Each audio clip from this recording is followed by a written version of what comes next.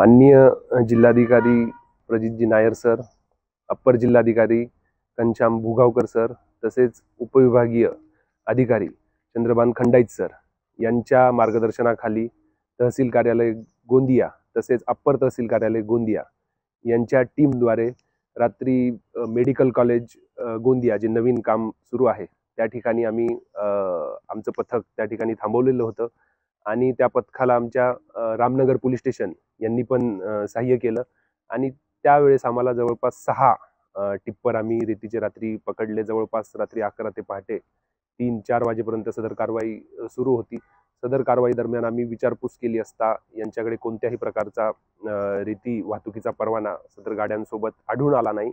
एका गाडीकडे मात्र परवाना होता, मात्र प्रमाणापेक्षा जास्त रेतीची वाहतूक सदर गाडीमधून सुरू होती. तर सर्व गाड्या आम्ही सध्या डिटेन करून जिल्हाधिकारी कार्यालय गोंदिया या ठिकाणी लावलेल्या आहेत आणि पुढील चौकशी करून त्यावरती नियमाप्रमाणे कारवाई केली जाईल. हो, इथून पुढे देखील अवैध रेती वाहतूक असेल, मुरुम वाहतूक असेल यावरती नक्कीच आम्ही तीव्र स्वरूपाची कारवाई येणाऱ्या काळामध्ये करणार आहोत.